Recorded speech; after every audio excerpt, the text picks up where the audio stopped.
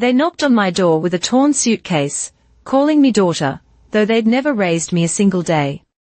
I showed them the deed to my house, and he punched me. 3 days later, I had their entire family removed from the home I'd bought alone. If you've ever heard that family is family, no matter how badly they treat you, then I'm living proof of the opposite. My name is Kayla Morrison, and I'm 32 years old. I work as a financial technology specialist at a mid-sized firm here in Redwood Falls, Minnesota. It's not Silicon Valley, and I'm not making six figures. But I've been smart with my money. Every bonus, every tax refund, every dollar I could spare went into savings and investments. Last month, I finally closed on my first home, a modest 3-bedroom colonial on Maple Street with a finished basement and a backyard that gets sun all afternoon. The day I got the keys, I sat on the front steps and cried. Not sad tears, but relief, pure, overwhelming relief that I'd never have to depend on anyone else for a roof over my head again. You see, I grew up in a house where I was constantly reminded I didn't belong. My mother, Linda, got together with Franklin when I was 7. My biological father had died in a construction accident when I was 4. And Mom struggled for years before meeting Franklin at the diner where she waitressed. He seemed decent enough at first. He brought her flowers, fixed things around our apartment, and smiled at me occasionally. Mom was so desperate for stability that she married him within 6 months. The day they got back from their courthouse wedding, Franklin's mask began to slip. He looked at me over dinner and said, "Just so we are clear, kid, I married your mother, not you. You're her responsibility." I was 7 years old. From that moment on, I became your daughter when he spoke to Mom. Never Kayla, never our daughter, and definitely never just daughter. When Mom had 2 more kids with him, my half-siblings Tyler and Madison, the distinction became even sharper. They were his kids. I was Linda's burden. Franklin worked at the paper mill for 25 years, bringing home a steady paycheck that he made sure I knew I was lucky to benefit from. Every school supply, every doctor's visit, every growth spurt that required new clothes was met with a heavy sigh and a reminder that I was expensive. Meanwhile, Tyler and Madison got new bikes for Christmas, summer camps, and savings accounts for college. I got hand-me-downs from church donations, and was told to be grateful.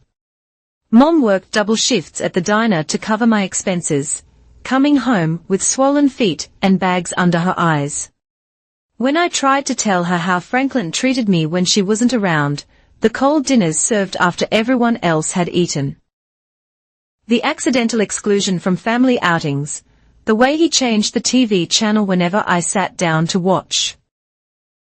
She'd just pat my hand and say, "He's not used to raising someone else's child. Honey, give him time." I gave him 11 years. The day I turned 18, I had 2 suitcases packed and a Greyhound bus ticket to Minneapolis. I'd been accepted to the University of Minnesota with enough financial aid and work-study to make it possible. Franklin's parting words were, "Don't come crying back here when you fail." I didn't fail.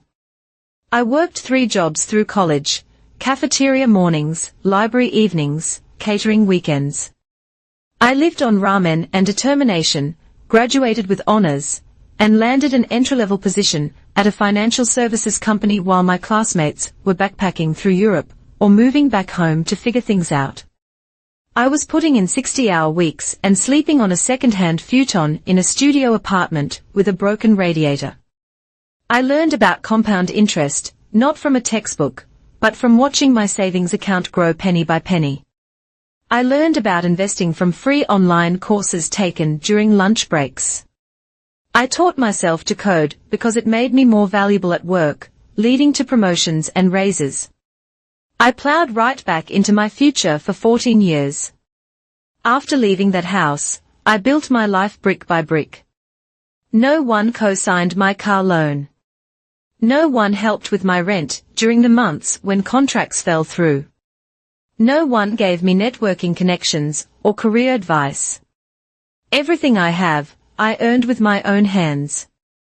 I kept minimal contact with Mom over the years, birthday calls, Christmas cards, the occasional stilted coffee meeting where she'd update me on Tyler's football scholarships and Madison's cheerleading trophies.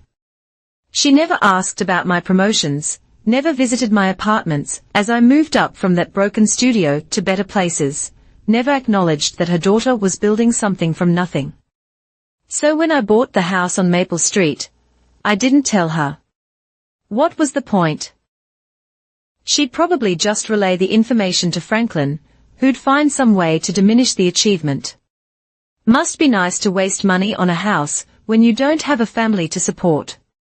I could hear him saying it. The house isn't fancy, but it's mine. Every doorknob, every light switch, every square foot of hardwood floor belongs to me. I chose the sage green for the kitchen walls. I picked out the vintage light fixtures at estate sales. I spent weekends learning to tile the bathroom from YouTube videos, getting grout under my fingernails and satisfaction in my bones. The basement was my favorite project. The previous owners had partially finished it, and I completed the work myself, insulation, drywall, painting. I turned it into a cozy guest suite with its own entrance, thinking maybe someday I'd rent it out for extra income. It had a full bathroom, a kitchenette, and enough space for a living area and bedroom. I even installed egress windows to make it legal and safe. 3 weeks after I moved in, I was spreading mulch in my front garden when Mrs. Patterson from next door brought over cookies. It's so nice to see a young person taking care of the old Harrison place, she said, looking approvingly at my newly painted shutters. Are you married? Any kids? Just me, I said. And for the first time in my life, that felt like enough. More than enough, it felt like everything. That night, I cooked dinner in my own kitchen, ate at my own table, and fell asleep in my own bedroom without anyone telling me I was taking up too much space, costing too much money, or existing too loudly. The silence was beautiful.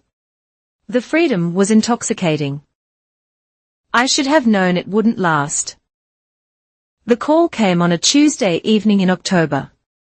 I was reviewing quarterly reports at my dining room table, a glass of wine at hand and jazz playing softly through my speakers, when I saw Mom's number. I almost didn't answer, she only called when she needed something. Kayla, honey. Her voice cracked through the phone, and I could hear she'd been crying. I'm sorry to bother you, but we are in trouble. I set down my pen, already feeling the familiar knot in my stomach. What's wrong? Franklin lost his job at the mill. They shut down the whole division. Said they are moving operations overseas. 25 years, and they gave him 2 weeks severance. She sobbed harder. We are going to lose the house. The bank already sent notices. I stayed quiet, processing this information. Franklin had always acted like his job at the mill made him superior to everyone else, especially to me and my fancy computer job. Tyler's student loans are in default, Mom, she continued. And Madison's college fund had to go toward the mortgage last year, when Franklin was out with his back injury. We've got nothing left, Kayla. Nothing. I'm sorry to hear that, I said carefully. Have you looked into unemployment benefits, housing assistance programs? We've tried everything. Her voice dropped to a whisper. Kayla, I know we haven't been. I know things weren't always good when you were growing up, but we're family. Family helps each other. There it was. The words I'd been dreading since the moment she called.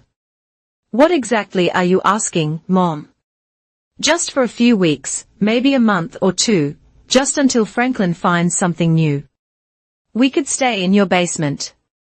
I remember you mentioning you'd fixed it up. We wouldn't be any trouble. Please, honey. We have nowhere else to go.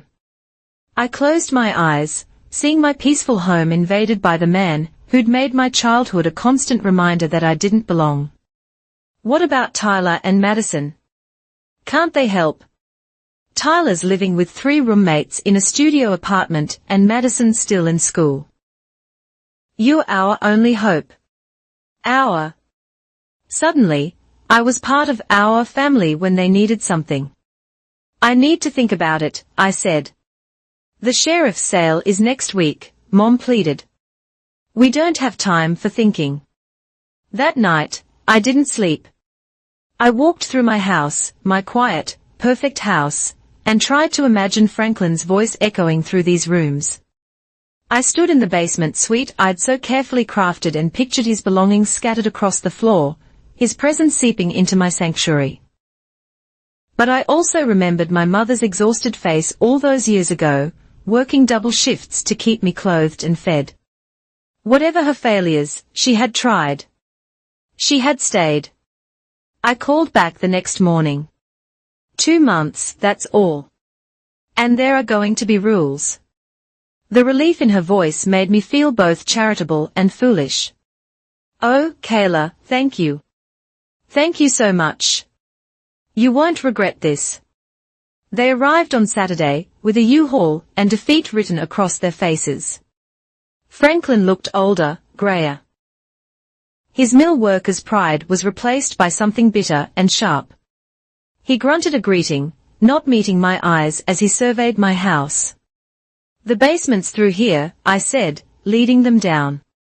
You have your own entrance on the side of the house, so we can maintain some privacy. There's a kitchenette, a full bathroom, and fancy, Franklin interrupted, his voice carrying that familiar edge. Must be nice having money to throw around on renovations. I did most of the work myself, I replied evenly. He snorted. Right? Mom touched his arm. Franklin, please. Kayla's being very generous. Generous? He tested the word like it was foreign. Is that what we are calling it? I left them to unpack, retreating to my upstairs office through the floor. I could hear them moving around, Franklin's heavy footsteps already claiming space. I tried to focus on work, but every sound from below was a reminder that my sanctuary had been breached. The first sign of trouble came that very evening. I was cooking dinner when Franklin appeared in my kitchen. Not the basement kitchenette, but my kitchen. That microwave downstairs doesn't work right, he announced, opening my refrigerator without asking. And there's no cable hookup. How am I supposed to watch the game? The microwave is new, I said. There's an instruction manual in the drawer, and I don't have cable. I stream everything. He looked at me like I'd spoken a foreign language. Stream? What kind of hippie nonsense is that? There's a smart TV down there with all the apps logged in. You can watch whatever you want.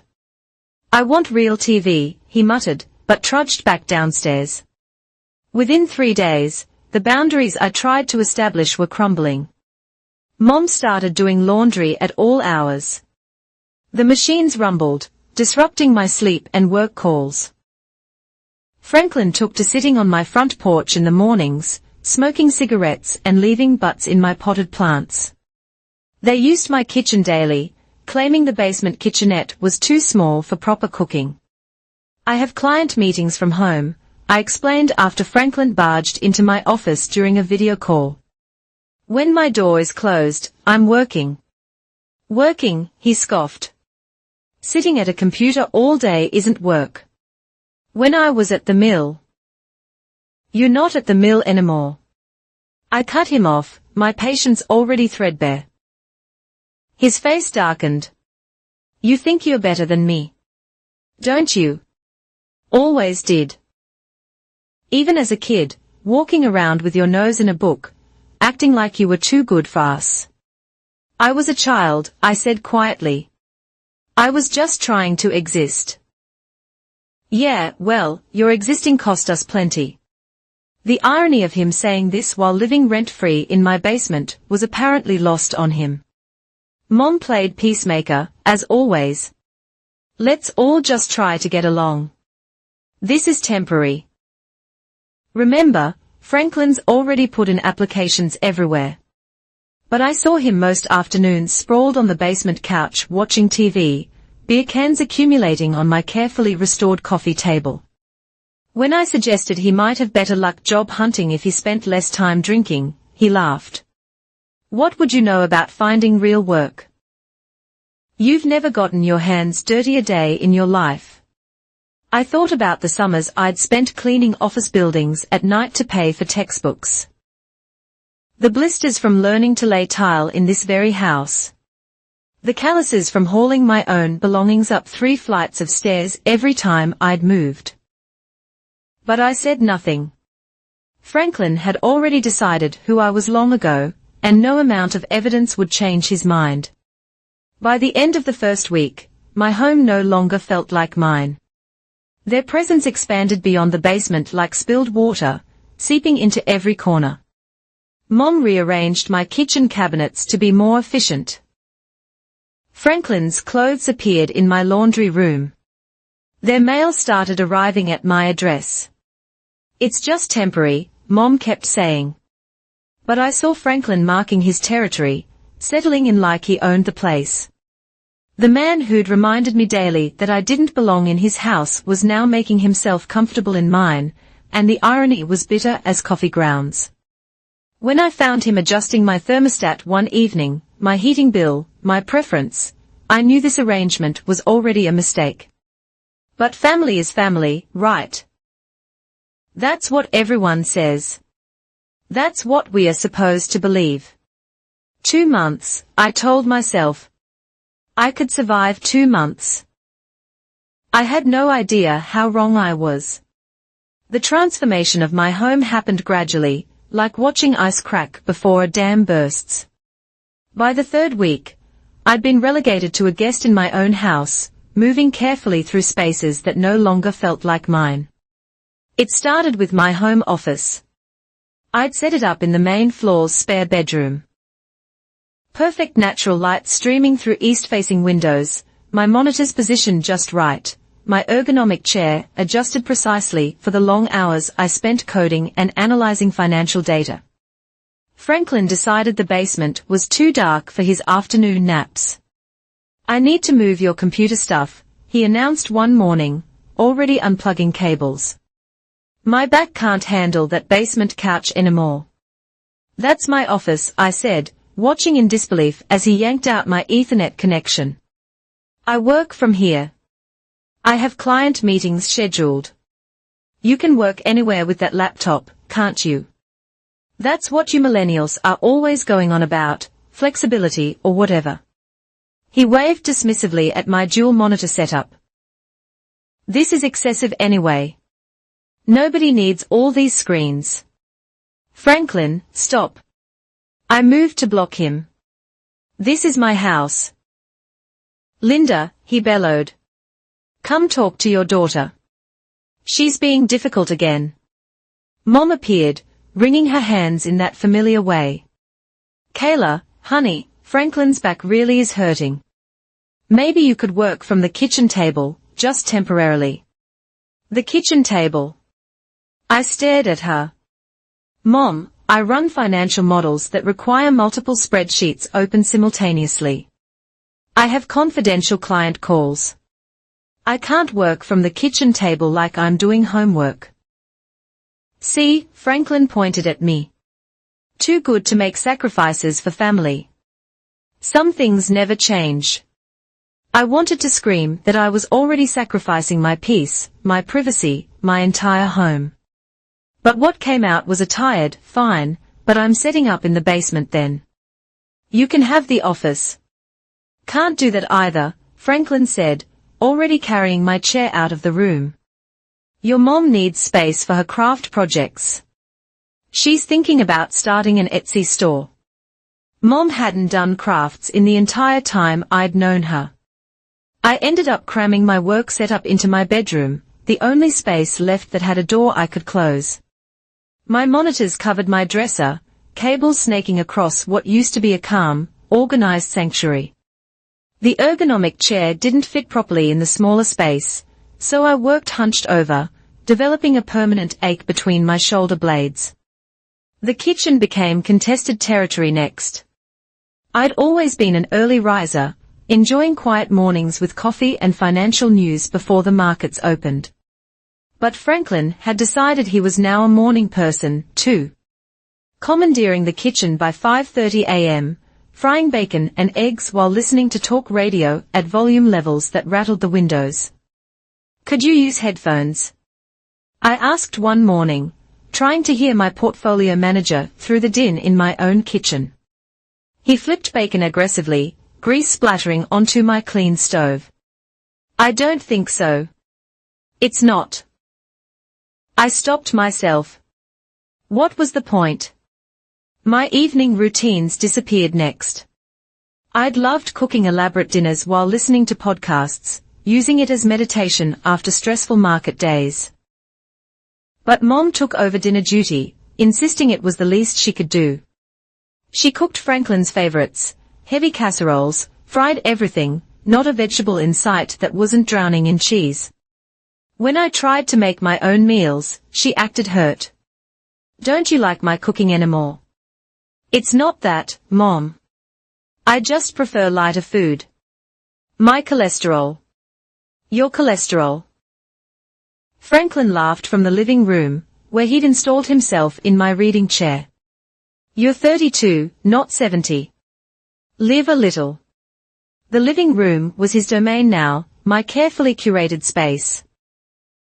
Mid-century modern furniture I'd spent years collecting from estate sales, my grandmother's vintage lamp, the abstract art I'd saved for months to afford, all became his personal sports cave. He moved my coffee table to make room for his recliner, brought up from the basement. My books disappeared into boxes for safekeeping.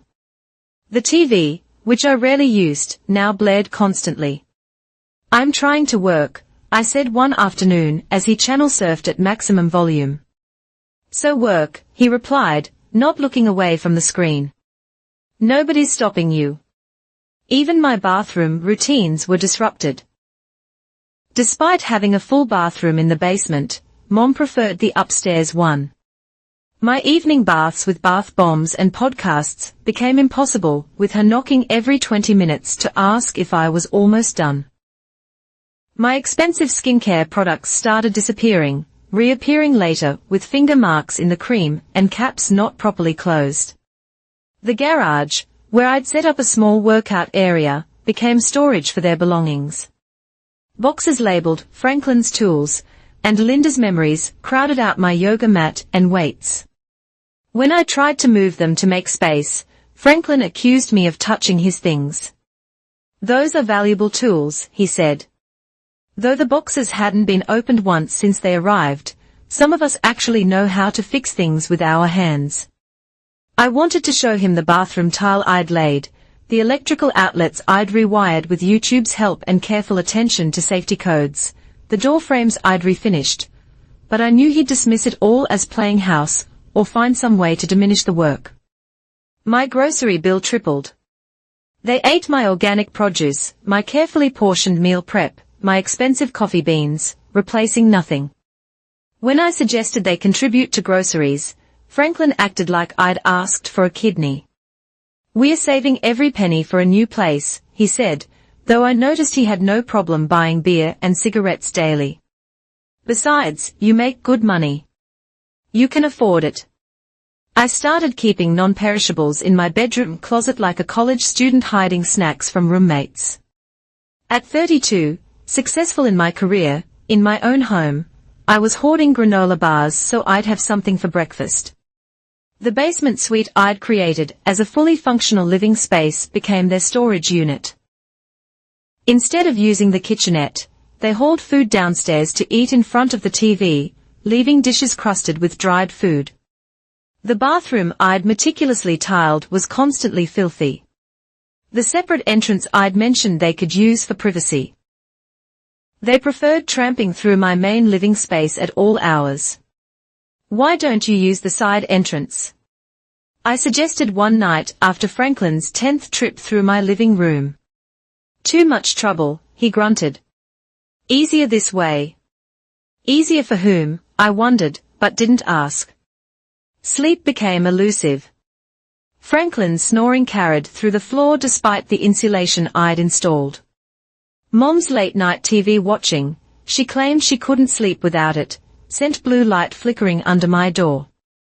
I started wearing earplugs and an eye mask in my own home, feeling like a refugee in the space I'd worked so hard to create. My work suffered. Clients noticed my distraction during calls, the background noise despite my attempts to mute strategically. My manager asked if everything was okay during our one-on-one. Just some temporary house guests, I said, forcing a smile over video. Well, try to minimize disruptions, she said.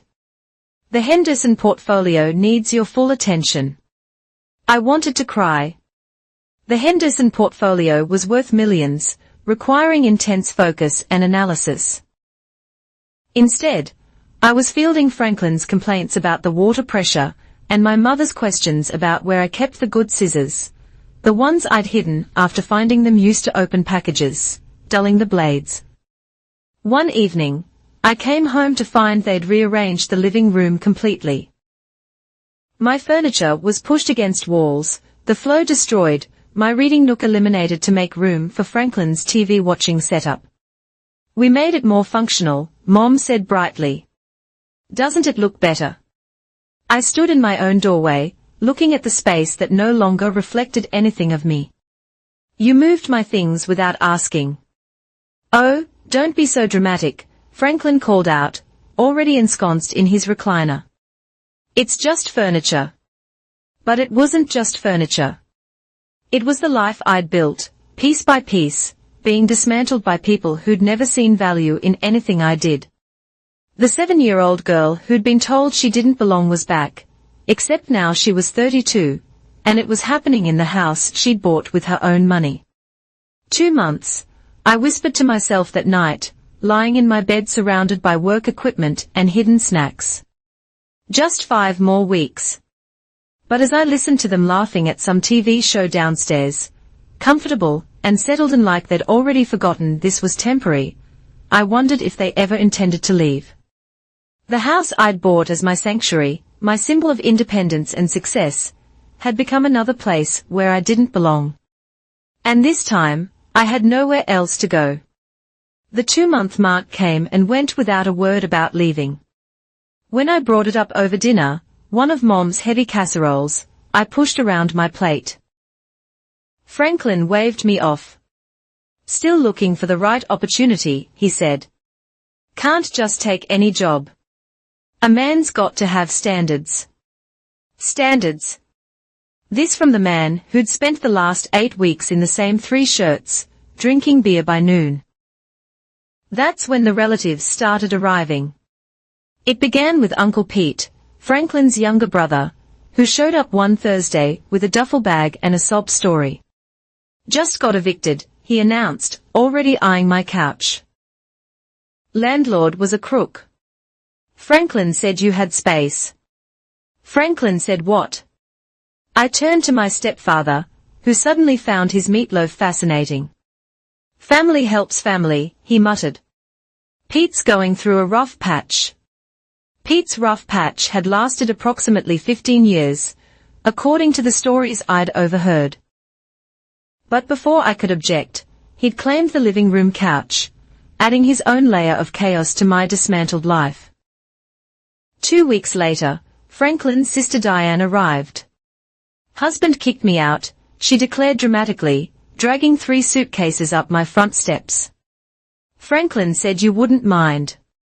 Where exactly is everyone sleeping? I asked, watching my home fill with people who'd never acknowledged my existence until I had something they wanted. Diane can share the basement with us, Mom said. The couch down there pulls out. That's a love seat, I corrected. It doesn't pull out. We'll make do, Franklin said, as if their making do wasn't my problem to solve. By week 10, I had 5 extra people in my 3-bedroom house.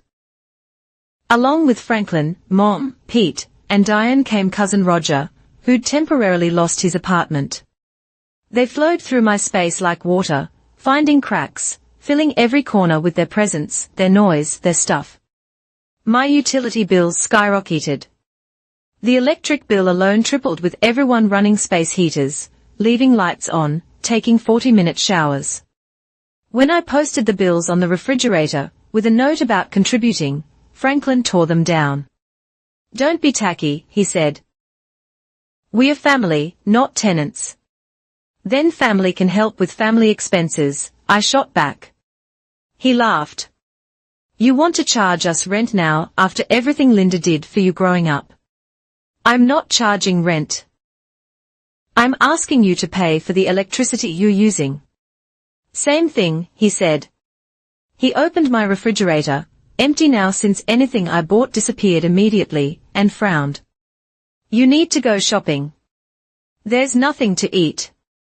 The breaking point came during what Franklin called a family meeting, but was actually an ambush. I came home from a particularly brutal day. The markets had tanked, clients were panicking. To find everyone gathered in my living room, like they owned it. "We've been talking," Franklin began, and I knew nothing good would follow. "This arrangement isn't working." Hope flared. "Great. When are you planning to move out?" "Move out?" He looked genuinely confused. "No, I mean, this setup, everyone crammed in here like sardines, it's not sustainable." "I agree completely." "So, we figured out a solution," he smiled. And it was the smile of a man about to take something else from me. "Pete and Roger can take your room. You can move to the basement couch." I stared at him. "Excuse me." "It makes sense," Diane chimed in. "You're young. You don't need a big room. Pete's got back problems, and Roger needs space for his CPAP machine. You want me to give up my bedroom in my house that I pay for? See?" Franklin pointed at me like I'd proved something. "There it is. My house. My house. We are family living here together, but you keep acting like you're better than us because it is my house." The words exploded out of me. My name on the deed, my mortgage payments, my down payment that took me years to save. "Money," he scoffed. "That's all you care about. Just like when you were a kid, thinking you were too good for us. When I was a kid, you reminded me daily that I was a burden, that I cost too much, that I didn't belong in your family." "Drama queen," he muttered. "Always were." Mom, as always, tried to mediate. "Kayla, honey, maybe just temporarily." "No," I stood up, fury burning through exhaustion. "No more temporarily. No more just this once. No more family helps family while I'm the only one helping." "Selfish," Franklin spat. "Your mother raised you better than this." "My mother raised me to make excuses for you, to accept less than scraps and be grateful, to shrink myself, so you'd maybe tolerate my existence." I turned to her. "And you let him? Every time you let him treat me like I was some uninvited guest in my childhood home." "That's not true." "It is true. And now you're all doing it again. Except this time, it's my house. My actual house that I bought with money I earned at a job you don't respect. Living a life you think is worthless because it doesn't look like yours." Pete stood up, trying to loom. "You can't talk to my brother like that." "I can talk however I want in my own living room," I shot back. "Our living room," Franklin corrected. "We all live here. By my grace, by my stupidity in thinking family meant something different to you than opportunity." The room erupted. Everyone talking at once. Accusations flying, selfish, ungrateful, heartless. College girl thinks she's better than everyone. Forgot where she came from. Money changed her. Fine. Franklin's voice cut through the chaos. He stood pointing at me with the same finger He'd used to point out my flaws for 11 years. You want to talk about ownership? Let's talk about ownership. This house is community property. We're family. We've been living here for months. We've got rights. That's not how property law works. You owe us, he continued, for 18 years of food, shelter, clothes, for everything Linda sacrificed for you, for tolerating your attitude and your stuck-up ways. This house, it's partial payment on that debt. I don't owe you anything. No, he smiled that cruel smile I remembered from childhood. We'll see about that. Family court might see it differently. Elder abuse, they call it. Throwing out elderly relatives who've got nowhere to go. You're 53. Age discrimination, too. Diane nodded sagely. My friend's cousin sued her daughter for that one. Big. They all nodded, a united front of entitlement and delusion. My mother sat silent, staring at her hands, and I realized she'd never stood up for me. Not once in 25 years. Get out, I said quietly. All of you. Pack your things and get out of my house. Franklin laughed. Make us. Call the cops. See how that looks. Successful woman throwing her poor family on the street. The neighbors already think you're cold. Mrs. Patterson told Linda she feels sorry for us dealing with your moods. They turned my neighbors against me, too. Of course they had. That night, lying in my bed, still my bed despite their attempts, I heard them downstairs planning. Not planning to leave, planning to stay, planning to make my life so miserable I'd give in, give up, give them what they wanted, like I was still that 7-year-old girl being told to be grateful for scraps. They spoke about the house like it was already theirs, about changes they'd make, walls they'd knock down, how they'd split the equity when they forced me to sell. The basement became their war room, and I was the enemy to be conquered. She'll break, I heard Franklin say clearly. She always was weak. All that education, but no common sense. We just have to wait her out. Lying there in the dark, listening to strangers with familiar faces plan the theft of everything I'd built, I thought about that 7-year-old girl, how she'd made herself small, quiet, invisible, hoping that if she took up less space, she'd be loved a little more. That girl was dead. It was time Franklin learned that. I reached for my phone and started researching lawyers. The next morning, I walked downstairs with a folder in hand.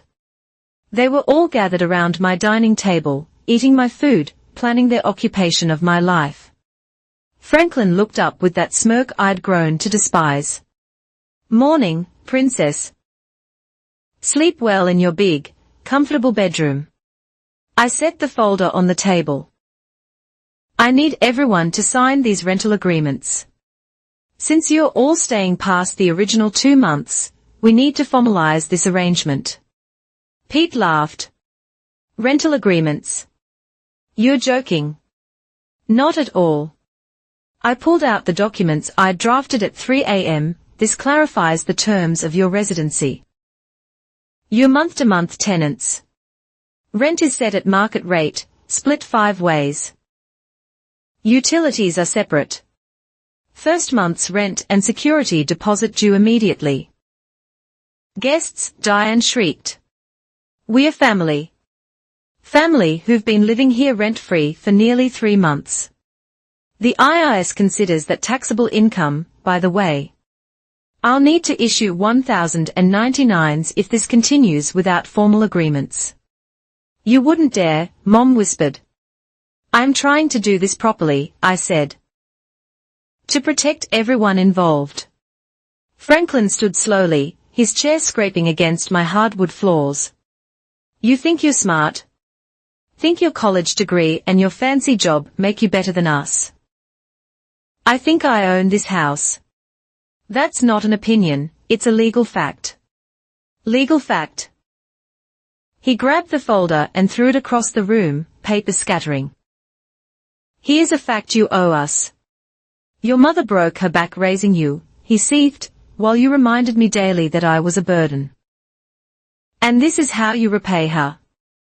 With eviction notices. With boundaries, something this family knows nothing about. He stepped closer. I held my ground. You were nothing, he hissed. A charity case we took in, fed you, clothed you, put a roof over your ungrateful head. Mom fed me with money she earned. Mom clothed me with double shifts. You contributed nothing but resentment and emotional abuse. Abuse? He laughed bitterly. You want to see abuse? Try working a real job for 25 years just to have it yanked away. Try providing for a family. You provided for your family, Tyler and Madison. I was just the unwanted baggage that came with your wife. Damn right you were. The room went silent. Even Mom looked shocked. Franklin, she breathed. But he was beyond caring. You think I wanted to raise another man's kid? Spend my hard-earned money on someone else's responsibility? You were a burden, a constant reminder that Linda had a life before me. But I did it. I took you in. You tolerated me. There's a difference. And now look at you. His voice dripped contempt. High and mighty, thinking you're somebody because you've got a house and a computer job. But I know what you really are. Same scared little girl, desperate for approval, desperate to belong somewhere. You're right, I said quietly. I was desperate to belong, to be part of a family, to be loved by the only father figure I had. But you made it clear every single day that I would never be your daughter, just Linda's kid. The expensive mistake. Kayla, Mom started. No, Mom. Let him talk. Let him finally say all the things he's been dying to say for 25 years. Franklin smiled, returned, cruel and satisfied. You want the truth? Fine. I celebrated the day you left. Finally had my real family to myself without you sulking around, taking up space, costing money. Tyler and Madison got to grow up in peace, without their needy stepsister always wanting attention. Each word hit exactly as intended, but I wasn't 7 anymore. And yet here you are, I observed, in my house, living off my charity, eating my food, using my utilities. Seems like you need me more than I ever needed you. His face went from red to purple. You owe us this house. I owe you nothing. 18 years. 18 years of feeding you, housing you. 18 years of being told I didn't belong. Of watching you lavish love on your real kids while I got tolerance at best. Of having my mother too exhausted from covering my expenses to notice how you treated me when she wasn't around. Lies? I pulled out my phone, bringing up photos I'd taken that morning. Your bedroom downstairs, I said. I see Tyler's hockey trophies, Madison's cheerleading photos, pictures from their graduations, their birthdays, family vacations I wasn't invited on. Where am I in any of those photos, Franklin? Where's the evidence of this family you claim I owe? He snatched for my phone, but I pulled it back. You want to talk about debt? I continued. Let's talk about the Christmas mornings where your kids got bikes and game systems while I got dollar store socks. Let's talk about the college fund you started for them while telling me I'd better get scholarships, because money doesn't grow on trees. Let's talk about the family dinners where I ate in the kitchen because the dining room table was full. You're rewriting history. I'm finally writing it accurately, without Mom's filter, without your gaslighting, without the desperate need to believe that somewhere, under all that resentment, you might actually care about me. Care about you. He laughed harshly. Why would I care about the living reminder of Linda's dead husband? You even look like him. Those eyes, that stubborn chin, a constant reminder that I got second-hand goods. Mom gasped. Franklin, what? It's true. You came with baggage, Linda. I accepted it. I dealt with it, but I never signed up to love it. A strange calm washed over me. 25 years of questions answered in one cruel moment. Thank you, I said. He blinked. What? Thank you for finally being honest. For confirming what I always knew, but kept hoping wasn't true. You never saw me as a daughter. Never saw me as family. Just an expensive inconvenience you had to endure. Exactly. So why should I see this house as yours? You're not family. You never were. This house should go to real family. I laughed. Actually laughed. The logic is breathtaking. I'm not family when it comes to love, support, or belonging. But I suddenly become family when I have something you want. You owe us here. I reached into my folder and pulled out a single sheet of paper. Since you're so interested in debts and ownership, I said. He snatched it, reading. His face went white. What is it? Diane peered over his shoulder. Oh my God. It's the deed to my house, I explained to the room. Notice the name on it. Just one. Mine. Notice the date I bought it. 3 months ago. Notice the purchase price paid with my down payment, my credit, my income verification. This doesn't mean. It means everything. It means this is my house, legally, morally, completely. You have no claim to it, no right to it, no more justification for being here than any stranger I might pass on the street. Franklin crumpled the paper, a copy. Thankfully, you think this changes anything. We are not leaving. We are family. No, I said firmly. You made it very clear. I'm not your family. Never was. Which means you're not mine. You're just unwanted house guests who've overstayed their welcome in a stranger's home. He raised his hand, fist clenched around the crumpled deed. Go ahead, I said quietly. Hit me. Prove what kind of man you really are. For a moment, the violence in his eyes was naked. Mom stepped forward. Franklin, no. He lowered his hand slowly. 2 months we've been here. 2 months. And this is the thanks we get. The thanks you get for what? For taking over my home. For treating me like an intruder in the house I bought. For planning to steal it from me. Yes, I heard you last night. All of you planning how to force me out of my own home. Guilty glances flew around the table. You want to talk about thanks? I pulled out another paper. Here's a detailed invoice for 3 months of utilities, food, and the fair market rental value of the space you've occupied. It comes to just over $8,000. That's the thanks you owe me. $8,000. You're insane. I'm practical. You want to talk about debts. Let's talk about actual, quantifiable debts. Not emotional manipulation, not fictional obligations. Real numbers. Franklin grabbed the invoice and tore it in half. I'm not paying you a dime. I know, I said. That's why I'm serving you all with formal eviction notices tomorrow. You have 30 days to vacate. If you're not gone by then, the sheriff will remove you. The room erupted again. Threats, pleas, accusations, but I was done. 25 years of being made to feel small, and I was finally done. I turned to leave, but Franklin's voice stopped me. You do this, and you're dead to us. You hear me? Dead? No family, no mother, nothing. I looked back at him, at all of them. My mother crying.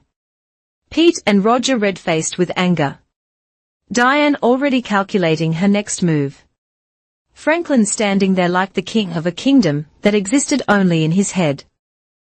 "Franklin," I said clearly, "I've been dead to you since the day you met me. The only difference is now I know it." I walked upstairs to my bedroom, still my bedroom, and locked the door. Through the floor, I could hear them raging, planning, threatening. But for the first time in my life, their anger didn't make me smaller. It made me stronger. The first thing Monday morning, I sat in the office of Patricia Lawson, the best tenant-landlord attorney in Redwood Falls. She reviewed my documentation with sharp eyes that missed nothing. "You've been more than patient," she said, setting down the papers. "Most people would have started eviction proceedings weeks ago. The fact that they are related to you doesn't give them any special rights to your property. They seem to think it does. They are wrong." She pulled out a legal pad. "Tell me about their behavior. Any threats, property damage, harassment." I told her everything, the verbal abuse, Franklin throwing my papers, the plotting I'd overheard, the complete takeover of my home. "I want to be very clear about something," Patricia said when I finished. "What they are doing constitutes harassment and potentially emotional abuse. We can pursue a restraining order if needed. I just want them out." "Understood. But I need you to start documenting everything. Install security cameras if you haven't already. Keep a journal. Save any texts or voicemails. If this escalates, and it might, we need evidence." That afternoon, I had cameras installed throughout the common areas of my house. The technician, a young guy named Marcus, whistled low when he saw the crowd in my living room. "Big family?" he asked carefully. "Temporary guests," I replied, "hence the cameras." Franklin watched from his claimed chair, scowling. "Spying on your own family now." "Protecting my property," I corrected. "The cameras cover common areas only. All perfectly legal." "Legal?" He spat the word. "That's all you care about." Marcus worked quickly, professionally, ignoring the tension. When he showed me the app on my phone, demonstrating how I could monitor the feeds remotely, I felt a small measure of control return. "The system saves everything to the cloud," he explained. 30-day rolling backup, high definition, audio included. Perfect. That evening, the retaliation began. I came home to find my work setup, the one I'd carefully arranged in my bedroom, disturbed. My monitors were unplugged, paper scattered, chair moved. "Oh, I needed to vacuum," Mom said when I confronted her. "You know how dust affects Franklin's allergies." Franklin didn't have allergies. My room had been fine, but I said nothing. I just quietly put everything back and changed my bedroom lock. The next day, my food disappeared from the refrigerator again, but this time, I had it on camera. Pete helping himself to my meal prep containers at 2 a.m., Diane pouring my expensive coffee into her thermos. Franklin throwing away my vegetables because he thought they looked bad. I started keeping non-perishables in a locked cabinet in my room. They retaliated by cooking elaborate, smelly meals during my work hours, filling the house with the scent of fried fish and burnt garlic. Client calls became exercises in strategic mute button usage. "Is everything all right?" my manager asked during a video call as Franklin's TV blared through the walls. "Your productivity has been affected lately." "I'm handling a temporary situation," I assured her. "It will be resolved within the month."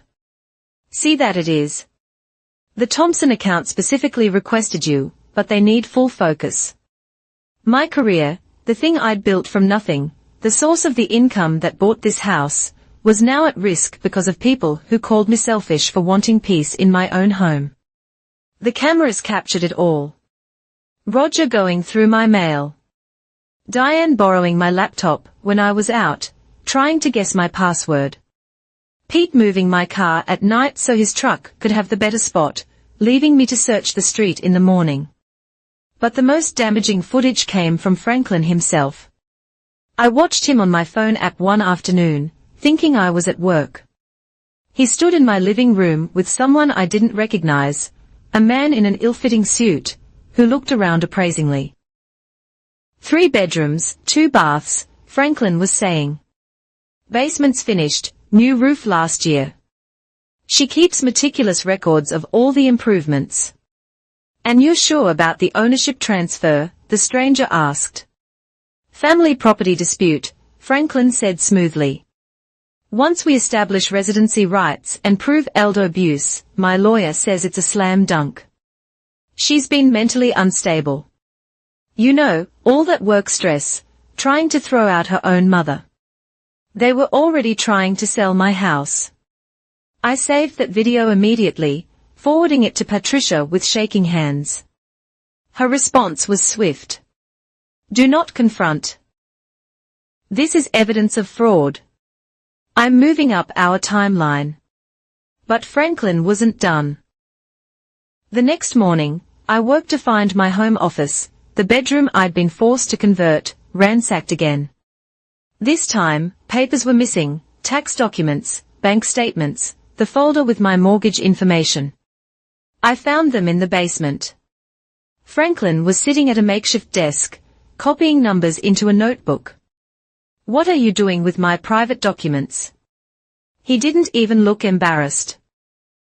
Understanding the full picture. You've been lying about your finances. Nobody your age has this much money honestly. Put them back now or what? He stood towering over me. You'll call your lawyer. Add it to your little eviction notice. You think that scares me? It should. He laughed. Little girl, I've been dealing with people like you my whole life. Soft, privileged. Think the world runs on paper and rules, but possession is 9/10 of the law. And we possess this house. That's not how. We've been here 3 months. We get mail here. We've established residency. You try to force us out, I'll tie this up in court for years. Years of legal fees, years of us right here making your life hell.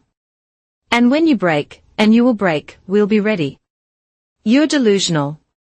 Am I? He held up my bank statement. Funny how someone who claims to struggle has almost $50,000 in savings. Funny how you cry poverty while hoarding wealth. The court will find that very interesting.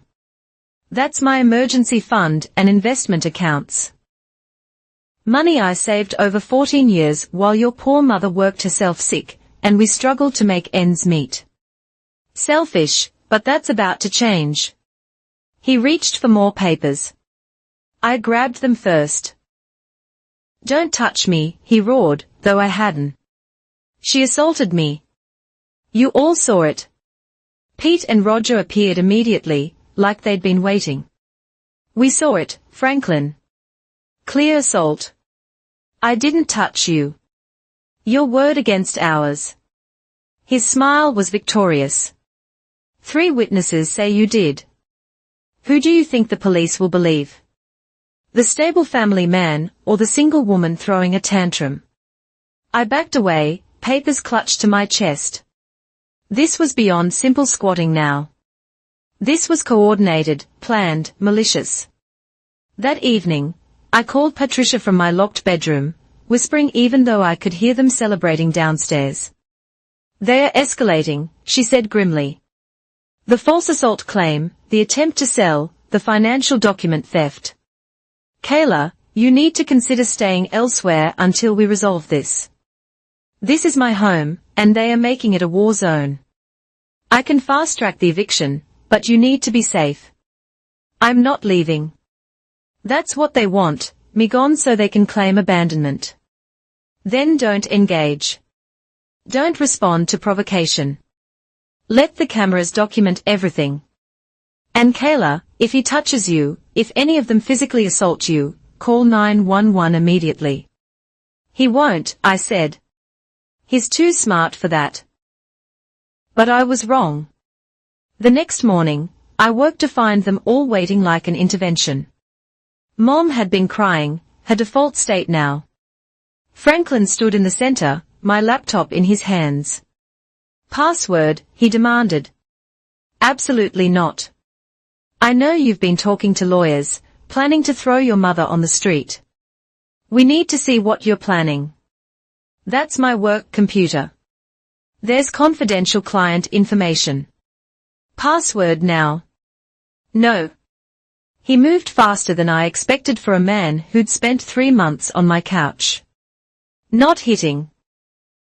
He was too clever for that. Instead, he grabbed my wrist, trying to force my hand to the keyboard. Stop, I tried to pull away. Just tell us the password. He squeezed harder. Stop being difficult. Let go. My mother finally spoke. Franklin, please shut up, Linda. I'm handling this. I twisted free, stumbling backward. My wrist throbbed. Red marks were already forming where he'd grabbed me. You just assaulted me, I said quietly. On camera. His face went white as he remembered.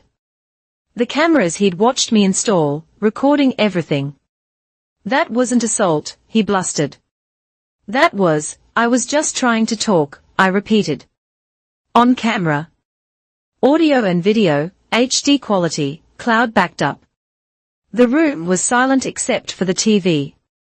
No one was watching. You set me up, he whispered. You assaulted me in my own home, while trying to steal my property. I cradled my wrist. I'm calling the police. You wouldn't. I pulled out my phone with my good hand and dialed 911. 911, what's your emergency? I need to report an assault. The perpetrator is still in my home. Franklin's face cycled through emotions, rage, fear, calculation. Around him, his family scattered like roaches when the light comes on, suddenly very interested in being elsewhere. You'll regret this, he said quietly as sirens wailed in the distance. You just declared war on your own family. No, I corrected him. I'm ending a war you started 25 years ago. The sirens grew louder, my wrist throbbed, my cameras recorded, and for the first time since they'd arrived, I smiled. The police officers were professional, but clearly uncomfortable with the domestic situation. I showed them the camera footage on my phone, Franklin grabbing my wrist, trying to force me to unlock my laptop. The clear struggle as I tried to pull away. Do you want to press charges? Officer Martinez asked while his partner interviewed Franklin in the corner. I looked at my mother, who was sobbing into Diane's shoulder, at Pete and Roger, lurking by the basement door, at Franklin, gesturing wildly as he gave his version of events. Yes, I said firmly. I do. She's lying, Franklin shouted across the room. It's a family disagreement. She's trying to throw out her own parents. Sir, I need you to calm down, the other officer said. We've seen the video. The video doesn't show context. She's been emotionally abusing us for weeks, threatening us. We are afraid of her. Officer Martinez looked at me, then at the 5 adults claiming to be terrified of a woman half their size. How long have they been living here? 3 months. They were supposed to stay for 2 months maximum, while they found new housing.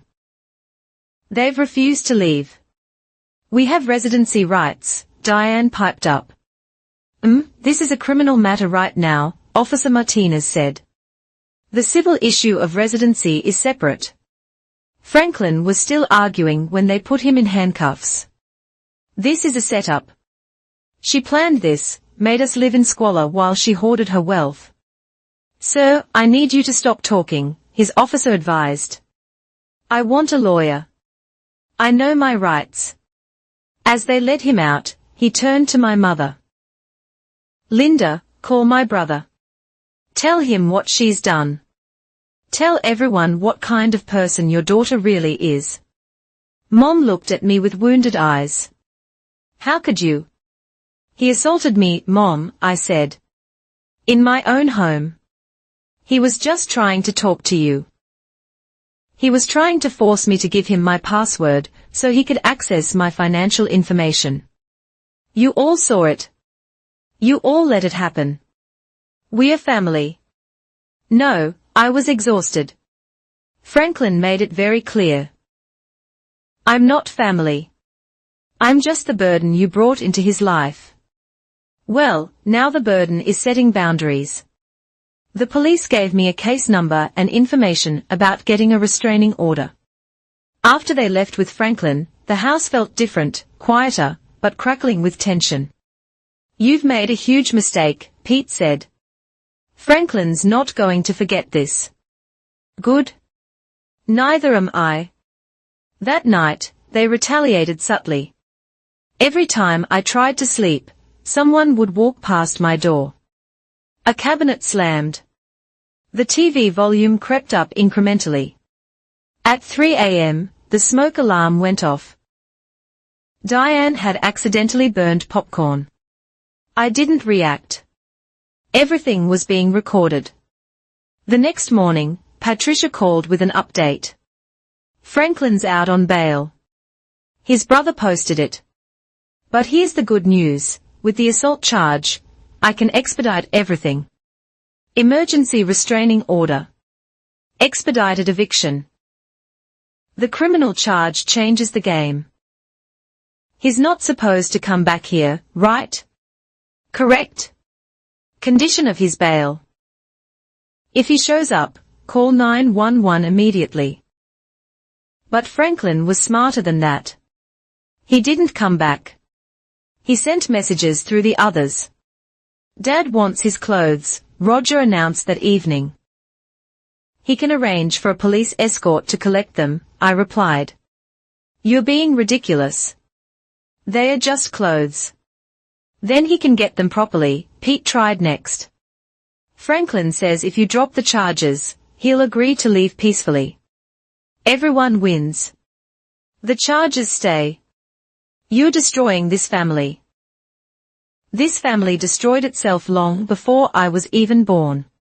Mom was the worst. She'd sit in the living room, photo album spread out, crying over pictures of Tyler and Madison. They won't even talk to me now, she sobbed. They say I chose you over their father. My babies won't talk to me.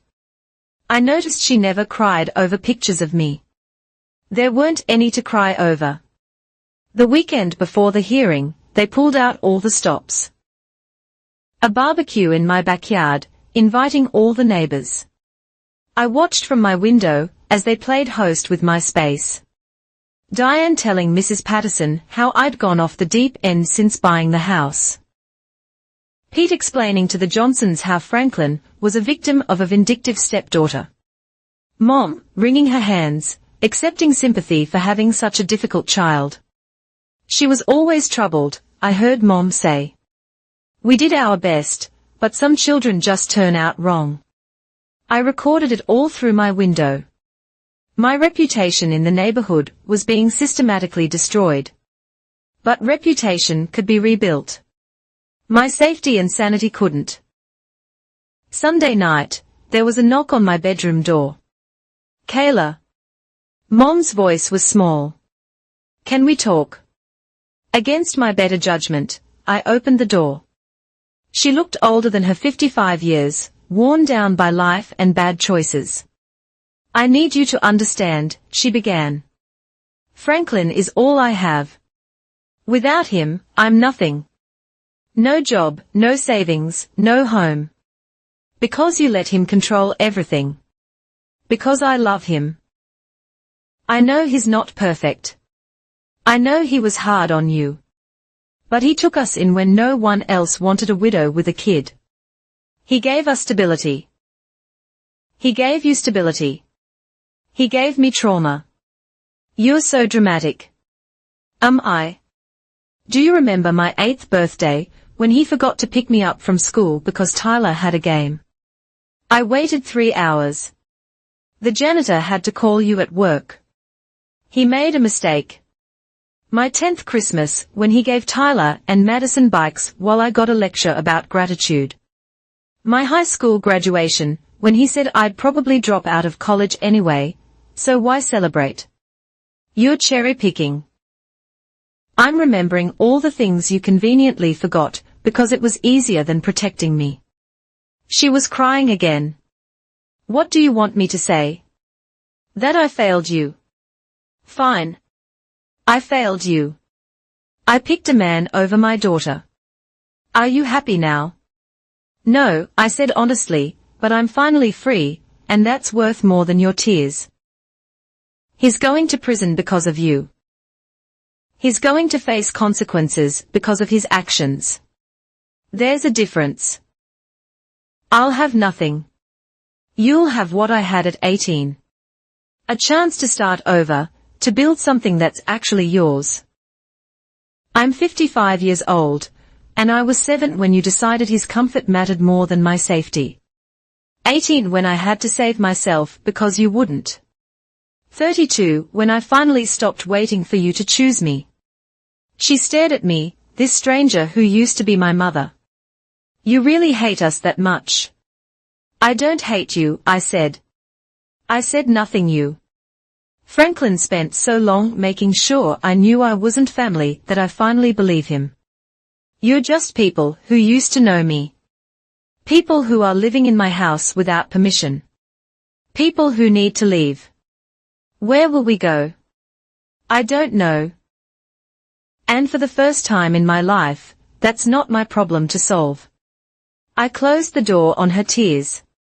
The hearing was Tuesday. As I lay in bed that night, I heard them making their own plans. Diane on the phone with someone about squatters' rights. Pete researching tenant protection laws. Roger muttering about elder abuse cases. Mom just crying. Always crying. They still thought they could win, that they could take my home, my peace, my life. They didn't understand that the 7-year-old girl, who desperately wanted to belong, was gone. In her place stood a woman who'd built her life from nothing and would burn it all down before letting them steal it. My phone buzzed. Be prepared for anything tomorrow, Patricia's message read. They might bring their own lawyer. They might make accusations. Stay calm. Stick to facts. Let the evidence speak. I looked around my bedroom, my office, my refuge, my last stand in my own home. Tomorrow, one way or another, this would end. Through the floor, I heard Franklin's favorite TV show playing. They were watching it without him, keeping his routine like he might walk in any moment, like this was still his kingdom. Tomorrow, I would prove once and for all whose name was on the deed. Tomorrow, the eviction would be official. Tomorrow, I would finally truly be home. The courtroom was smaller than I'd expected, with worn wooden benches and fluorescent lights that hummed slightly. I sat with Patricia at the plaintiff's table, my folder of evidence organized chronologically, across from us. Franklin sat with a public defender, his family clustered in the gallery behind him. He was dressed for court in an ill-fitting suit that smelled of mothballs. His hair was slicked back, but the veneer of respectability couldn't hide the rage in his eyes when he looked at me. All rise, the bailiff announced. The Honorable Judge Sarah Chen presiding. Judge Chen was younger than I'd expected, with sharp eyes that seemed to take in everything at once. She reviewed the papers before her, then looked up. This is a hearing for an emergency eviction order coupled with a restraining order related to assault charges. Ms. Morrison, you're the property owner. Yes, Your Honor, I said. And Mr. Franklin Thompson, you're currently residing at Ms. Morrison's property.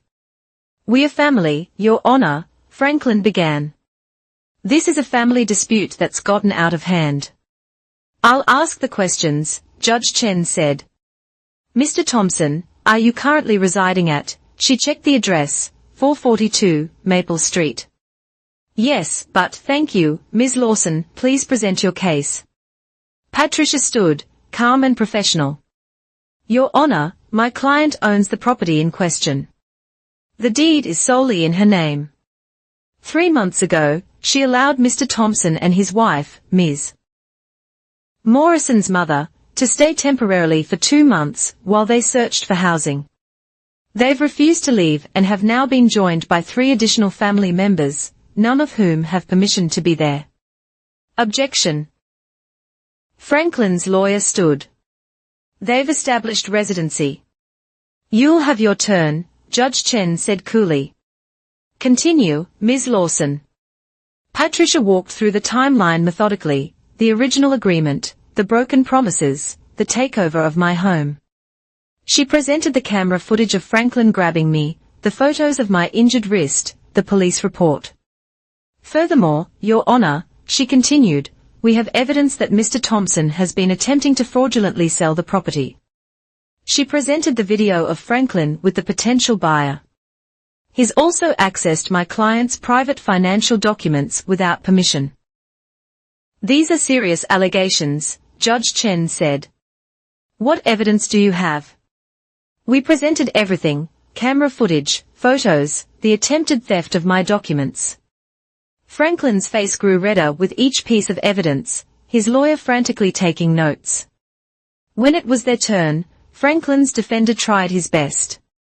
Your Honor, this is a family that's fallen on hard times. Mr. Thompson lost his job after 25 years. They had nowhere to go. Ms. Morrison initially welcomed them for 2 months. Judge Chen interrupted. It's been 3. Their family, Your Honor, and they've established residency under Minnesota law. I'm familiar with Minnesota law, the judge said dryly.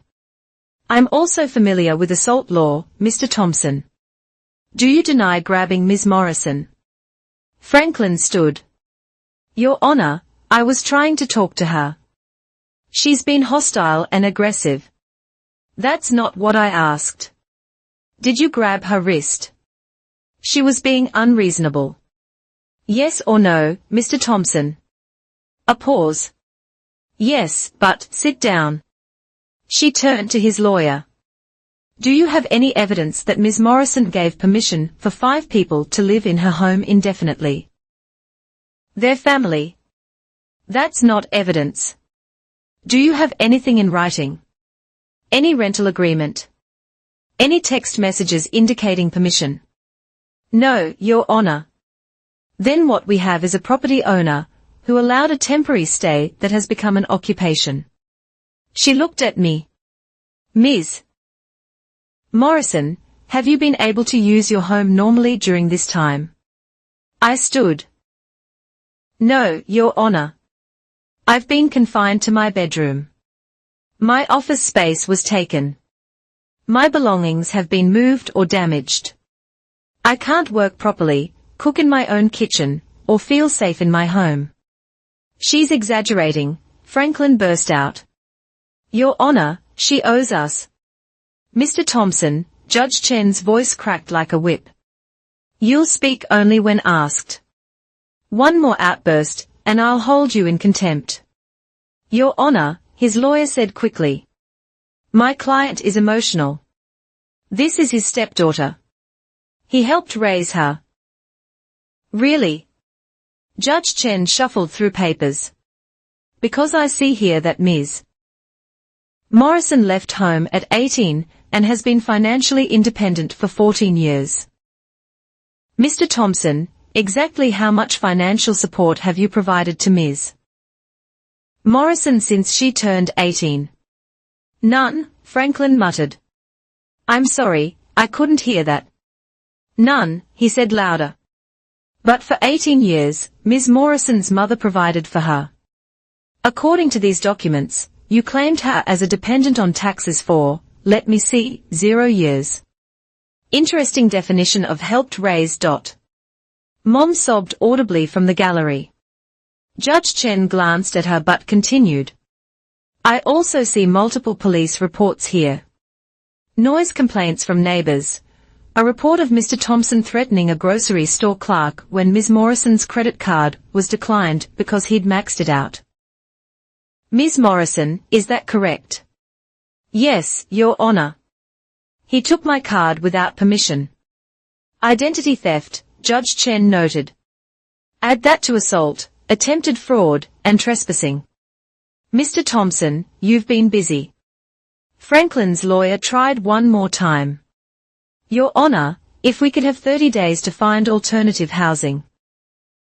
No. Judge Chen's voice was final. I'm granting the emergency eviction order. All occupants except Ms. Morrison must vacate the property within 7 days. If they are not gone, the sheriff will remove them. I'm also granting the restraining order. Mr. Thompson, you're not to come within 500 feet of Ms. Morrison or her property. You can't do this. Franklin stood again. That's my home. No, Mr. Thompson. It's Ms. Morrison's home. You're a guest who has severely overstayed your welcome and assaulted your host. She looked at him over her glasses. You should be grateful she's not pursuing additional criminal charges for fraud and theft. This is a conspiracy. She planned this. Set me up. Mr. Thompson, you're in contempt. Bailiff. As the bailiff approached, Franklin pointed at me. You'll regret this. You think you've won. You've lost everything. Your mother, your family, the family that never claimed me, I spoke clearly, calmly. The family that reminded me daily I didn't belong. That family. Judge Chen banged her gavel. Enough. Bailiff. Remove him. He can spend tonight in custody to cool off. She looked at the others. You have 7 days. I suggest you use them wisely. As Franklin was led away, still shouting. Mom stood. Kayla, please. Judge Chen interrupted. I suggest you focus on finding housing rather than emotional manipulation. Court dismissed. Outside the courthouse, Patricia smiled, the first time I'd seen her do so. That went better than expected. Judge Chen saw right through them. 7 days, I said, feeling the words. See 7 more days of them in my house. But with a legal order, if they damage anything, if they refuse to leave, they'll face criminal charges. This is almost over. Mom, Pete, Roger, and Diane emerged from the courthouse looking shell-shocked. Mom approached, tears streaming. How can we find a place in 7 days? We have nothing. You have each other, I said. That's what family's for, right? Helping each other. Pete stepped forward aggressively. Patricia moved between us. I'd think very carefully about your next action, she warned. Assault charges can be filed against you, too. He backed off. But the hate in his eyes matched Franklin's. This isn't over, Diane hissed. We'll remember this. When you're old and alone, when you need help, remember this moment. I will, I said. I'll remember the moment I finally stood up for myself. The moment I stopped accepting scraps and demanding basic respect in my own home. They stalked away, probably to figure out their next move. 7 days. After 3 months of hell, just 7 more days. Patricia touched my arm. You did well in there. Stay strong. Install more cameras if needed. Document everything if they violate the order in any way.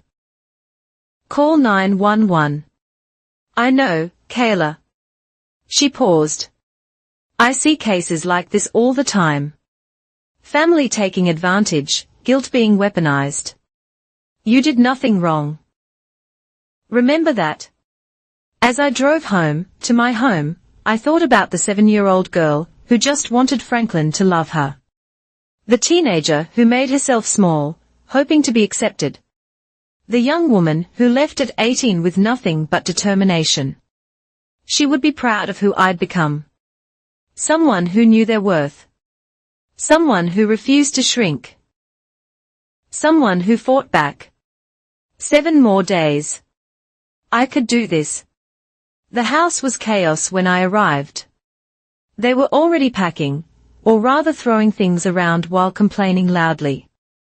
I went straight to my bedroom, locked the door, and began my own preparations. 7 days until freedom. 7 days until my house was mine again. 7 days until the war Franklin started finally ended. The first 3 days after the court hearing were a masterclass in passive-aggressive warfare. They packed with the energy of toddlers having tantrums, slowly, loudly, and with maximum disruption. Boxes appeared in hallways at angles designed to trip. Furniture got dragged across hardwood floors at 6 a.m. Kitchen cabinets slammed with rhythmic precision during my work calls. I documented everything on my cameras and stayed in my locked bedroom, as much as possible, emerging only for necessities. Patricia had warned me they might escalate, and she was right. On day 4, things turned destructive. I came home to find holes in the living room wall, fist-sized punctures at exactly Franklin's height. Oops, Pete said with a smirk. Guess we were careless moving boxes.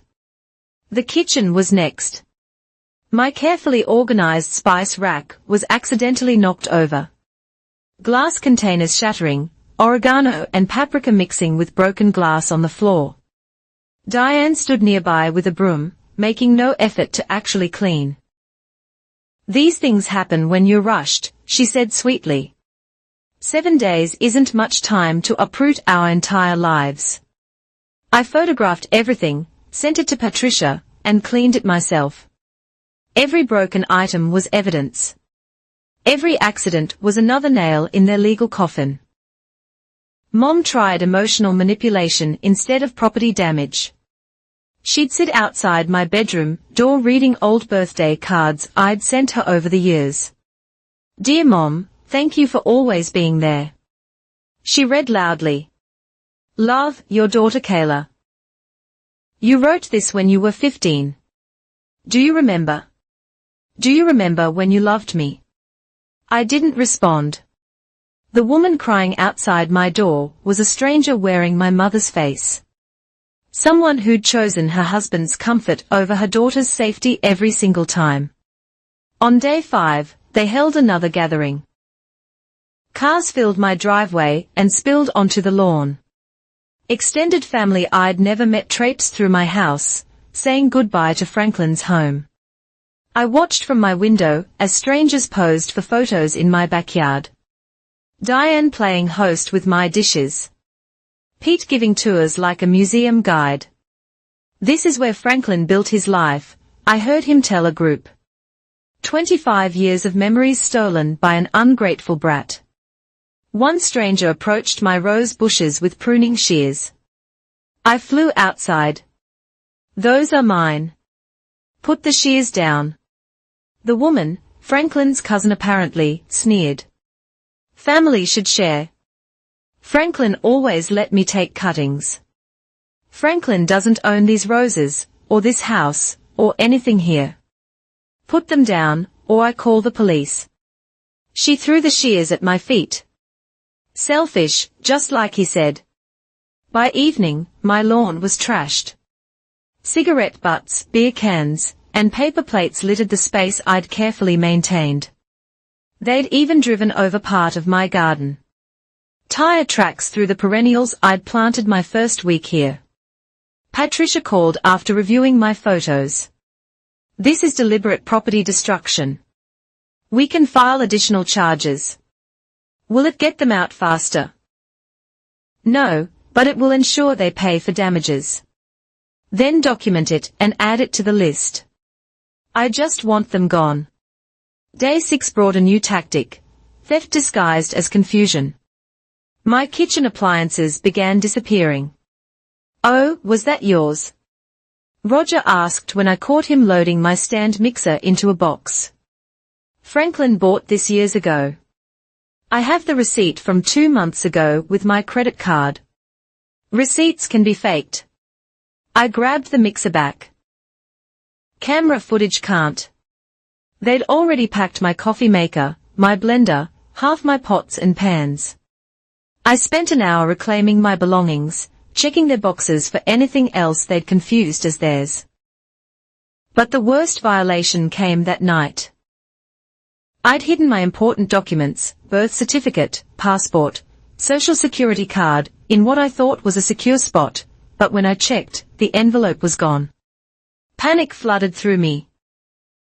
Those documents could be used for identity theft, loan applications, any number of fraudulent activities.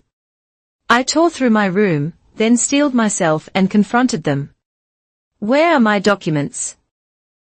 They were all in the living room, boxes stacked around them like fortifications. My birth certificate, my passport. They were in my room. We haven't been in your room, Diane lied smoothly. You probably misplaced them. You've been so stressed lately, so paranoid. I know one of you took them. Return them now, or I'm calling the police. Go ahead, Pete said. Tell them you lost your papers and want to blame your family. See how that goes. I was about to dial when Mom finally spoke. Give them back. Everyone turned to stare at her. Linda. Diane started. Give them back. Mom's voice cracked. This has gone too far. We're not thieves. Aren't we? Pete pulled the envelope from a box. Could have fooled me. He tossed it at my feet. I checked, everything was there, though creased from handling. We need leverage, he explained to Mom. She holds all the cards. She holds all the cards because it's her house. Mom shrieked, finally breaking. Her name on the deed, her mortgage payments, her life that we invaded. The room went silent. I'm tired, Mom continued, collapsing onto a box. Tired of pretending we have any right to be here. Tired of fighting a war we started. Tired of losing my daughter over and over because I'm too weak to stand up to any of you. Mom, no. She looked at me with clearer eyes than I'd seen in months. You want to know the truth. The whole truth. Franklin knew exactly what he was doing. The mill didn't lay him off. He was fired for stealing. Linda. Diane gasped. He was reselling supplies on the side. They caught him. No severance, no unemployment, nothing. We didn't lose the house to the bank. We lost it because Franklin gambled away our savings online.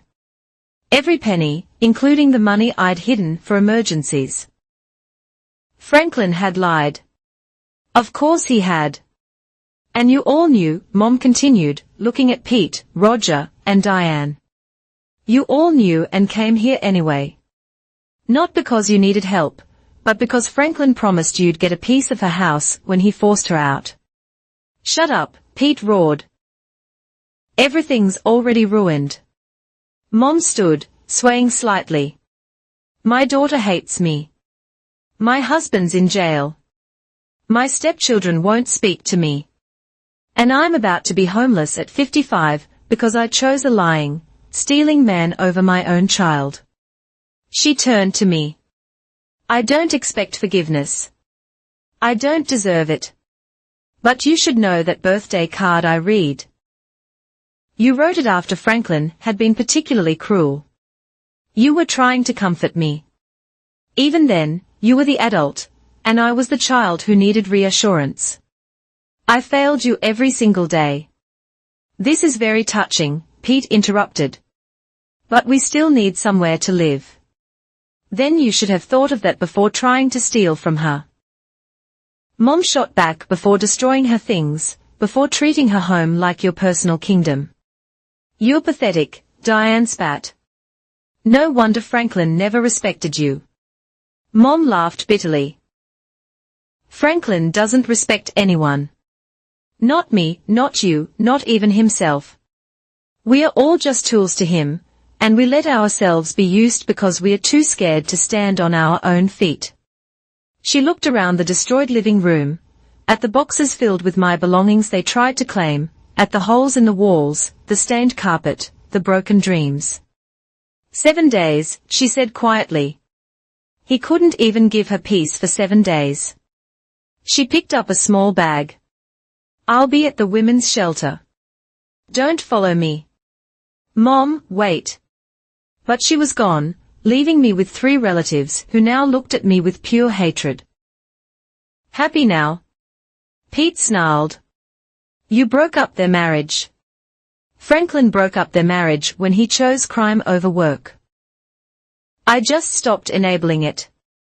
Big words from someone who's about to be very alone, Diane threatened. You think you've won? Wait until the rest of the family hears.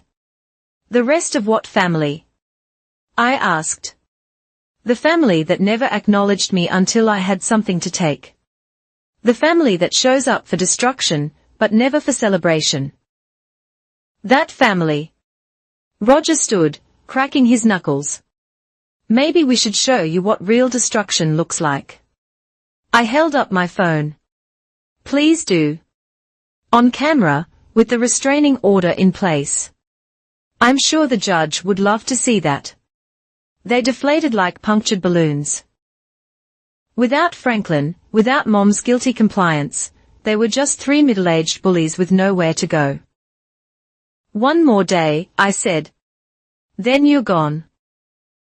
And if a single thing is broken, missing, or damaged between now and then, I'll pursue every legal option available. Criminal charges, civil suits. I will bury you in legal fees until you have nothing left. Like you buried Franklin, Pete sneered. Franklin buried himself. I just stopped digging him out. I went back to my room, locking the door behind me. One more day. 24 hours until my house was mine again. I could hear them muttering, planning, but their teeth had been pulled. Mom's confession had destroyed their narrative of the ungrateful daughter stealing from poor Franklin. My phone buzzed. A text from a number I didn't recognize. This is Tyler. Is it true about Dad? Franklin's golden son. Finally reaching out. I thought about not responding, but decided on honesty. Yes, he was fired for theft. He lied about everything. A long pause, then, I'm sorry for everything. For how he treated you. For how we all treated you. Mom says you were the only one who saw him clearly. I didn't know how to respond to an apology 20 years too late. So, I didn't. One more day, then I could start rebuilding everything they'd tried to destroy. My home, my peace, my life. One more day until the 7-year-old girl, who just wanted to belong, could finally rest. Knowing the 32-year-old woman had created her own place where she was always welcome. Just one more day. Day 7 arrived with an eerie quiet. I woke at dawn, listening for the usual sounds of deliberate disruption, but heard only muffled movements from below. By 8 a.m., I ventured out to find Pete, Roger, and Diane loading the last of their boxes into a rental truck. They moved with the mechanical efficiency of the defeated. No one spoke to me. No dramatic last words or threats. They loaded their belongings and only their belongings. I made sure of that under the watchful eye of my cameras. By noon, the truck was full. Pete paused at the door, looking back at the house. For a moment, I thought he might say something, maybe even apologize. Instead, he spat on my doorstep and left. The house felt different immediately, like it could finally exhale after holding its breath for 3 months. I walked through each room, cataloging damage, the holes in the walls, the ruined carpet, the scratched floors, the broken cabinet doors. My beautiful basement suite that I'd crafted with such care was destroyed, walls scuffed, bathroom fixtures cracked, carpet stained beyond cleaning. Patricia arrived that afternoon with a contractor to estimate repair costs. The number was staggering, over $15,000. We'll go after them for every penny, she assured me. The documentation you have is extensive. Will I ever see that money? She hesitated. Honestly, probably not. But the paper trail will follow them. Background checks, credit reports. This will haunt them. It wasn't satisfying, but it was something. That evening, as I stood in my empty, damaged living room, Mom called. I almost didn't answer. I'm at the shelter, she said quietly. They are helping me apply for senior housing and job training programs. I wanted you to know I'm not coming back. Okay, Kayla. I know it's too late. I know sorry is worthless, but I need you to know that I see it now. All of it. How I failed you. How I chose the easiest path instead of the right one. How I let my fear of being alone make you alone instead. I sank onto my damaged couch. Why now, Mom? Why couldn't you see it when I was 7 or 13 or 18? Because I was a coward. Because it was easier to believe Franklin's version, where you were difficult, rather than admit I'd brought a monster into your life. Because admitting the truth meant admitting I'd wasted 25 years. You wasted more than that. You wasted my childhood. I know. Her voice cracked. And I'll carry that forever.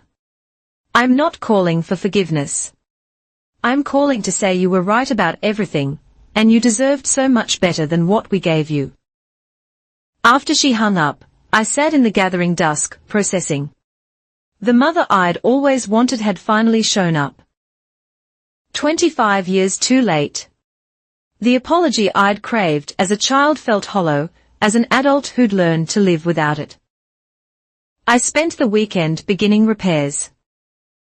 Patching walls became meditation. Painting over scuff marks felt like erasing their presence. I hired professionals for the bigger jobs, but did what I could myself, reclaiming my space inch by inch. Mrs. Patterson knocked on Monday morning with a casserole and an apology. I had no idea, she said, looking genuinely distressed. The things they said about you, but then I saw how they treated your property, how they acted. I should have known better. Word spread through the neighborhood. The Johnsons brought cookies and offered their teenage son for yard work. The new couple, 3 houses down, helped me replant my garden. Slowly, the narrative Franklin had tried to create crumbled against the reality of who I actually was. A quiet neighbor, who maintained her property, and minded her business. 2 weeks later, Tyler texted again. Madison wants to talk to you. Is that okay? My half-siblings, finally acknowledging my existence, I agreed to a video call. Curious despite myself, they looked older, worn down. Tyler, the golden boy athlete, was soft around the edges. Madison, the cheerleader princess, had worry lines. We owe you an apology, Tyler started. We knew how Dad treated you. We benefited from it, the bikes, the college funds, the attention. We knew it came at your expense. We were kids, Madison added quickly. But we are not anymore. And finding out about Dad, about the stealing and lying, it made us realize you were the only honest person in that house. What do you want? I asked. Tired of family revelations. Nothing, Tyler said.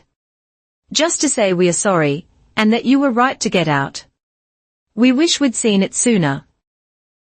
They didn't ask for money or housing or favors, just offered an acknowledgement. 2 decades late, but seemingly genuine. 2 decades late, but seemingly genuine. After we hung up, I felt empty. All these apologies, all this vindication, and none of it could give back what had been taken. A month passed. The house repairs were complete. My home looked like mine again, better, actually. I'd used the forced renovations to make improvements I'd been planning anyway. The basement became a proper home office. The living room got the built-in bookshelves I'd always wanted. The garden grew back fuller than before. Franklin pleaded guilty to assault to avoid jail time. He got probation and community service. The restraining order became permanent.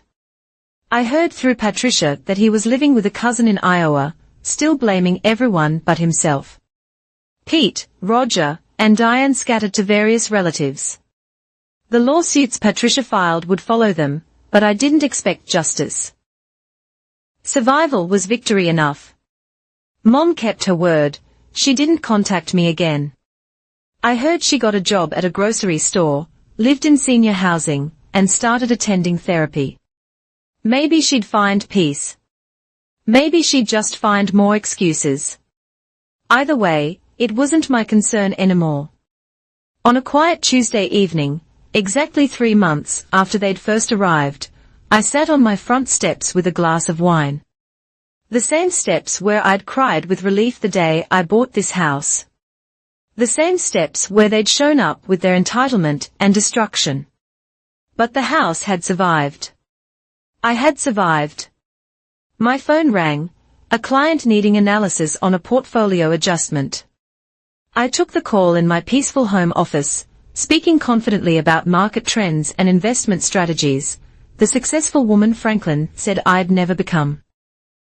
After the call, I walked through my house, really walked through it, touched the walls I'd patched, ran my fingers over the shelves I'd built, stood in the kitchen where I'd hidden granola bars like contraband. This house had been a battlefield, but now it was home again. The 7-year-old girl who just wanted to belong. She belonged here, in this house she'd bought with her own money. In this life she'd built with her own hands. In this peace she'd fought to protect. Franklin was wrong about so many things. But he was right about one, I wasn't his family. I never had been. And that, it turned out, was the greatest gift he ever gave me. Because it forced me to build my own family of chosen friends, supportive colleagues, and kind neighbors. It forced me to find my own worth beyond anyone else's validation. I raised my wine glass to the empty living room, to the ghost of that scared little girl. To the woman who'd finally said, enough. Welcome home, I whispered. And for the first time in 32 years, I truly was. Your support means everything, and I can't wait to share more stories with you.